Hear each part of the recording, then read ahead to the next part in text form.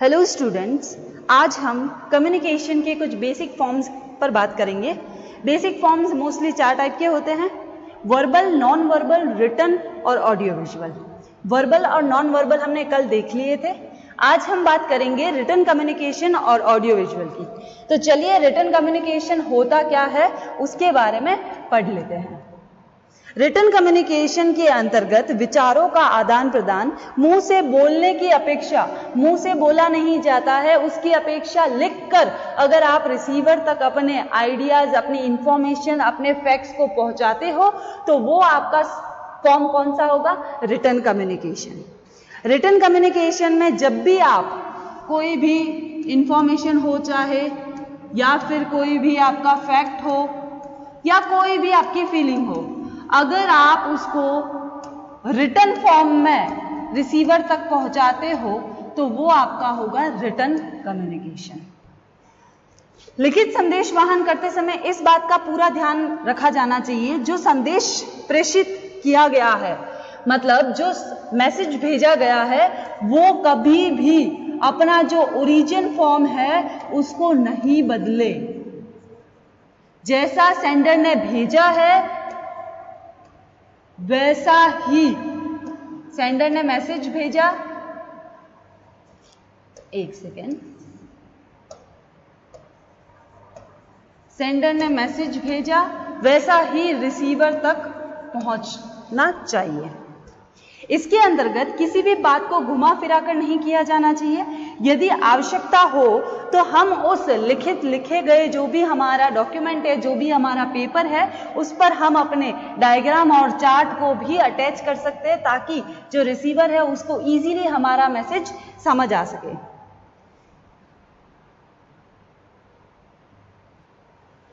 लिखित संदेश वहन करते समय जहां तक संभव हो संदेश को छोटे छोटे वाक्यों में अलग करके लिखना चाहिए। रिटन कम्युनिकेशन में जब भी आपको कुछ भी इंफॉर्मेशन एक्सचेंज करनी है तो आप छोटे छोटे सेंटेंसेस बनाएं और उन्हीं के थ्रू अपना मैसेज कन्वे करें आगे। और रिटन कम्युनिकेशन आज के इस युग में इसका महत्व बहुत बढ़ गया है। हर जगह, चाहे वो पब्लिक हो, प्राइवेट हो, चाहे पर्सनल हो या प्रोफेशनल, हर जगह रिटन कम्युनिकेशन ही ज्यादा यूज किया जाता है। आइए अब हम देख लेते हैं कि रिटन कम्युनिकेशन के सोर्सेज क्या है, किन तरीकों से हम रिटन कम्युनिकेशन को सक्सेसफुल बना सकते हैं। सबसे पहला है ट्रेड मैगजीन, यानी व्यापारिक पत्रिकाएं।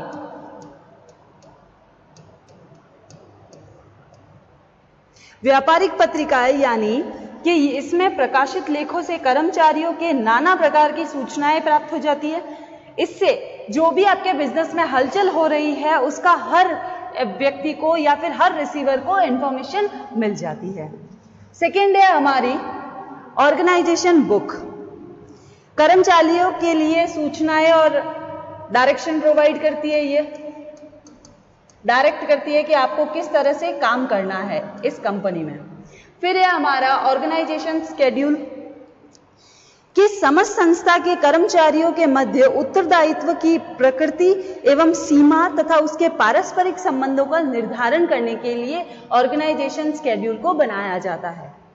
फिर नेक्स्ट आता है हमारा टेलीप्रिंटर।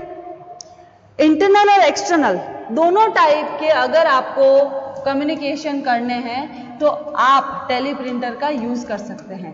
कंपनी के अंदर भी कोई भी संचार आपको करना है सेंडर से रिसीवर, तब आप टेलीप्रिंटर यूज कर सकते हैं। और अगर आपको किसी थर्ड पार्टी या कस्टमर तक अपने विचारों को प्रोवाइड करवाना है या एक्सचेंज करना है तब भी आप टेलीप्रिंटर यूज कर सकते हैं। फिर है हमारा न्यूज़पेपर। आए दिन न्यूज़पेपर में कोई ना कोई इंफॉर्मेशन आती है, चाहे वो किसी भी दुनिया के किसी भी कोने की हो, किसी भी चीज की हो, इंफॉर्मेशन आती है, यानी सेंडर ने अपना काम पूरा कर लिया। सेंडर ने लिखकर अपनी इंफॉर्मेशन को, और न्यूज़पेपर में छोटे छोटे फोटोज वगैरह भी आते हैं, तो वो लिखकर और उन फोटो को अटैच करके ज्यादा अच्छे से रिसीवर तक अपनी इंफॉर्मेशन पहुंचा रहा है। एंड देन है उसके बाद रिपोर्ट बनाकर भी, रिपोर्ट कंपनी में एनुअली बनती है, मंथली बनती है EGM की रिपोर्ट होती है, मीटिंग्स की रिपोर्ट होती है। तो इस तरह से मीटिंग जो भी आपकी हो रही है उसकी रिपोर्ट बनाकर, ऑडिटिंग की रिपोर्ट बनाकर एक लिखित फॉर्मेट में आप क्या कर सकते हो, अपने जो भी विचार है, अपने जो भी इंफॉर्मेशन है आप एक्सचेंज कर सकते हो। उसके बाद है हमारी डायरी। डायरी के थ्रू भी हम एक्सचेंज कर सकते हैं, वो भी किस फॉर्म में, रिटन फॉर्म में। क्लियर है। फिर है इंफॉर्मेशन। अगर आप इंफॉर्मेशन को रिटन में किसी भी तरह से आप शेयर कर रहे हो तो वो भी आपका एक सोर्स माना जाएगा रिटन कम्युनिकेशन का। एंड देन लास्ट है आपका सजेशन। सजेशन जो होता है वो क्या होता है कि देखो, अगर आपके कर्मचारी, आपके कंपनी के एम्प्लॉइज, आपके जो भी अपर लेवल का जो भी आपका मैनेजमेंट है उसको अगर कोई भी सजेशन देना चाहता है तो सजेशन बॉक्स बने होते हैं हर किसी कंपनी में या फिर हर किसी छोटे मोटे इंस्टीट्यूशन में। तो वहां पर सजेशन बॉक्स में हर कोई अपना सजेशन डाल सकता है और वो भी किस फॉर्मेट में, रिटन फॉर्मेट में। क्लियर है यहां तक। अब हम उसके बाद देखते हैं कि कुछ कैरेक्टरिस्टिक्स है रिटन कम्युनिकेशन की। सबसे पहली जो कैरेक्टरिस्टिक्स है वो है most formal type of communication. Written communication को औपचारिक जो कम्युनिकेशन संचार होता है वो भी माना जाता है, क्योंकि ये इन चारों टाइप्स में सबसे ज्यादा फॉर्मल कम्युनिकेशन है। नेक्स्ट है यूज फॉर डॉक्यूमेंटेशन। हम फ्यूचर में के लिए उनको स्टोर करके डॉक्यूमेंटेशन करके रख सकते हैं। फिर है आपका use for a circulation of information. हमको अगर सर्कुलेट करना है, हमारी इंफॉर्मेशन को ज्यादा से ज्यादा लोगों को बताना है, तब हम रिटन कम्युनिकेशन की मदद से हम इस इंफॉर्मेशन को सर्कुलेट कर सकते हैं। फिर है कन्वेंशनल बाय नेचर। फिर है हमारा टाइम फैक्टर। टाइम फैक्टर ये कहता है कि अगर, फिर टाइम फैक्टर, इसमें रिटन कम्युनिकेशन में इतना ज्यादा टाइम भी नहीं लगता है कि रिसीवर को समझने में दिक्कत आए या सेंडर को भेजने में दिक्कत आए। उसके बाद है इट हैज फ्यूअर साइकिल्स। इसके कुछ जो भी स्टेप्स है वो बहुत कम होते हैं। फिर है अ क्रिएटिव एक्टिविटी है ये एक। फिर है presence of both sender and receiver is not necessary at the same time. Verbal communication में हमने क्या देखा था कि हमारा जो रिसीवर है, जो सेंडर है, दोनों मैसेज के वक्त, इंफॉर्मेशन के वक्त वहां पर प्रेजेंट होंगे, तभी जाकर वो क्या होगा, हमारा सक्सेसफुल होगा कम्युनिकेशन। बट इस रिटन कम्युनिकेशन में क्या होता है कि आपका सेंडर और रिसीवर दोनों में से अगर कोई भी एक भी मौजूद नहीं है जिस समय वो इंफॉर्मेशन जा रही है, तब भी चलेगा। एक एग्जांपल देती हूं, जैसे कंपनी का बॉस है, ये सी नाम की कंपनी है, इसका बॉस ए को कोई इंफॉर्मेशन सर्कुलेट करनी है अपने एम्प्लॉइज को। किसके थ्रू करनी है? मेल्स के थ्रू, ईमेल करना है। कंपनी के बॉस ने ईमेल बना दिया, उसको सेंड कर दिया, हर किसी एम्प्लॉय के पास वो ईमेल आ गया और उन ईमेल को पढ़ लिया। अब चाहे वो एक दूसरे के कनेक्शन में हो, ABCD जो बॉस है उसके कनेक्शन में हो या नहीं हो, प्रेजेंट हो या नहीं हो, उससे कोई फर्क नहीं पड़ता है। क्लियर है यहां पर? अब आइए आगे हम देखते हैं कि रिटन कम्युनिकेशन के एडवांटेजेस क्या क्या हो सकते हैं। लिखित संचार के कुछ लाभ दे रखे हैं, चलिए देखते हैं क्या होते हैं। सबसे पहला रिटन प्रूफ होता है। लिखित संचार फ्यूचर के रेफरेंस के लिए भी यूज किया जाता है कि फ्यूचर में अगर कोई भी कॉन्फ्लिक्ट क्रिएट हो, कोई भी मतभेद हो, तो इसके थ्रू हम उस कॉन्फ्लिक्ट को इजीली सॉल्व कर सकते हैं। सेकेंड हमारा एडवांटेज है करेक्ट मैसेज, सही संदेश जाता है। लिखित संदेश काफी सतर्कता से तैयार किया जाता है, इसलिए उसे जारी करने से पूर्व भी उसको चेक किया जाता है ताकि उसमें जो गलती की, जो मिस्टेक की पॉसिबिलिटीज हो, उनको कम किया जा सके। फिर है हमारा third advantage, no need for personal contact. व्यक्तिगत संपर्क होना आवश्यक नहीं है। मौखिक जो संचार है, वर्बल जो कम्युनिकेशन है, उसमें आपका डायरेक्ट कांटेक्ट होना बहुत जरूरी है। लेकिन रिटन कम्युनिकेशन में डायरेक्ट कांटेक्ट की कोई जरूरत नहीं है। आप किसी भी व्यक्ति को कोई भी मैसेज लिखकर भेज सकते हो और तभी वह व्यक्ति उस मैसेज को पढ़ सकता है। फिर है हमारा कंप्लीटनेस, यानी कि पूर्णता।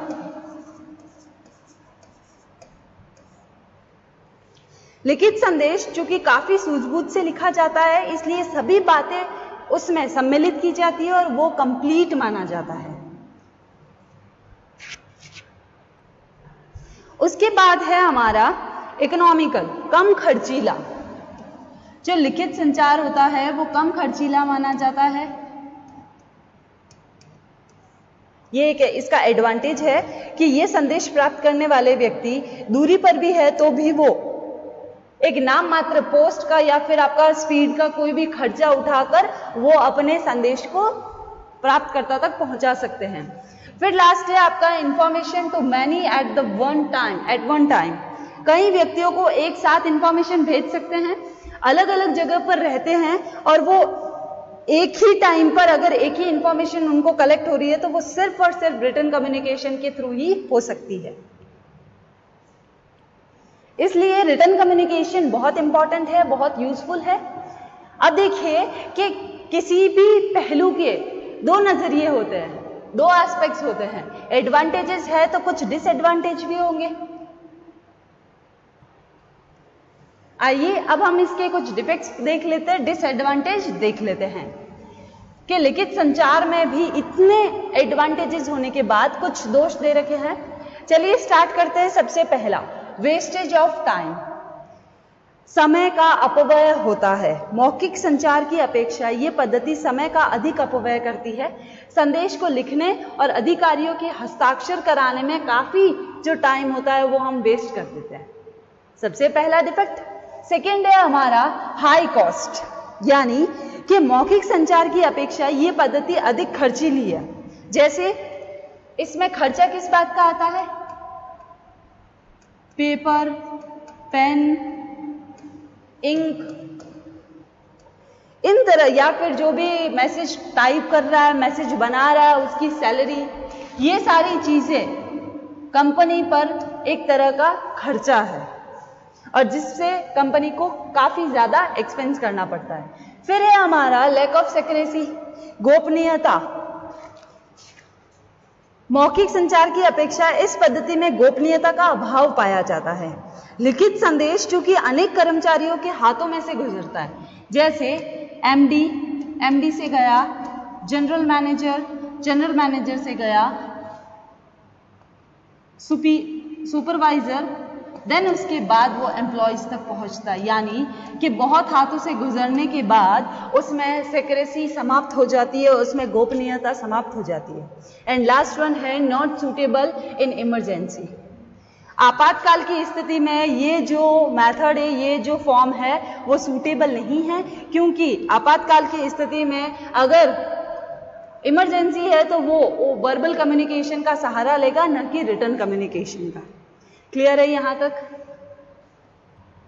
ये था हमारा written communication. Written communication in short मैं एक बार वापस बता रही हूं, देखना।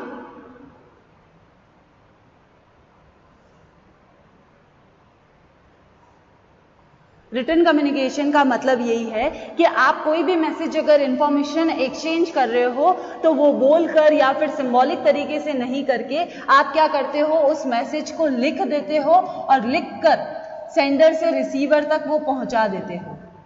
तो वो जो फॉर्म है वो हमारा है रिटन कम्युनिकेशन। क्लियर है? रिटन कम्युनिकेशन का सीधा सा मतलब यही है कि रिटन कम्युनिकेशन में आप कोई भी इंफॉर्मेशन, कोई भी फैक्ट्स सीधा से बोलकर नहीं, आप लिखकर उसको एक्सचेंज करते हो या ट्रांसफर करते हो। क्लियर है? अब हम देख लेते हैं audio visual communication. Audio visual communication basic form का फोर्थ पॉइंट है। ऑडियो विजुअल यानी दृश्य श्रव्य संचार। दृश्य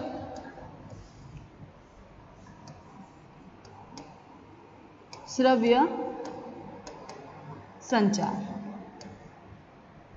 इसका मतलब ये है कि आप क्या करते हो कि आप उस मैसेज को देखते भी हो और सुनते भी हो।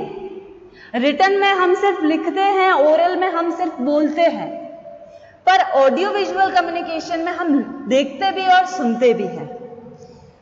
Audio visual communication is any channel of sending end receiving of the messages through what one can hear और सी।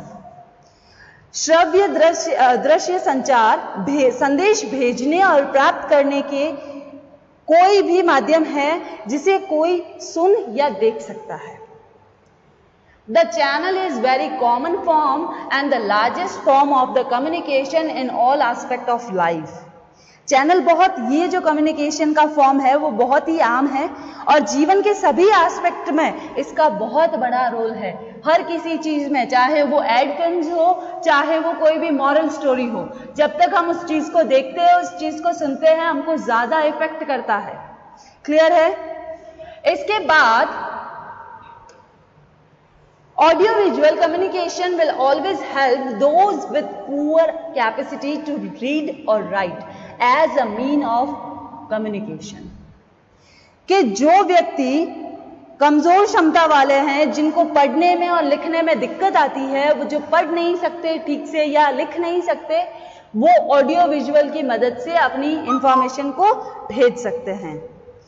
देन इसके बाद it is easy to understand and remember what you have ever heard, seen or both। आपने जो कभी सुना, देखा या दोनों किया है, सुनना और देखना दोनों साथ किया है, उसे समझना और याद रखना ज्यादा इजी होता है कंपैरेटिवली लिखने के। आप जब भी न्यूज देखते हो, जब भी टीवी देखते हो, आपको जल्दी याद हो जाता है, वो चीज आपको जल्दी लर्न हो जाती है, आप समझ लेते हो उसको। क्यों? क्योंकि वो ऑडियो विजुअल है। तो इस मॉडर्न टाइप में, मॉडर्न जो फ्लो है हमारा, उसमें इस चैनल का, इस कम्युनिकेशन के फॉर्म का दिनों दिन यूज बढ़ता जा रहा है। जैसे ट्रेनिंग में भी हम ऑडियो विजुअल के थ्रू कर सकते हैं, मीटिंग, कॉन्फ्रेंस, कंप्यूटर, मोबाइल्स, इन सब ये हमारे सोर्स है ऑडियो विजुअल के। टीवी, मोबाइल, तो इस तरह से हमारे एक मूवी आप देखते हो, आपको लर्न हो जाती है, आपको याद हो जाती है कि उस मूवी की स्टोरी क्या थी। तो इस तरह से ऑडियो विजुअल में क्या होता है, आप किसी भी चीज को जल्दी समझ लेते हो और लर्न कर लेते हो। तो ये थे हमारे ऑडियो विजुअल कम्युनिकेशन। अब हम आगे देखते हैं, ये हमारे बेसिक फॉर्म्स तो पूरे हो गए हैं, ऑडियो विजुअल, रिटन, वर्बल और नॉन वर्बल। अब हम देखते हैं कि रिटन कम्युनिकेशन और वर्बल कम्युनिकेशन में क्या डिफरेंस है, क्या हम इनको डिफरेंशिएट कर सकते हैं? चलिए डिफरेंशिएट करते हैं। सबसे पहला, रिटन कम्युनिकेशन।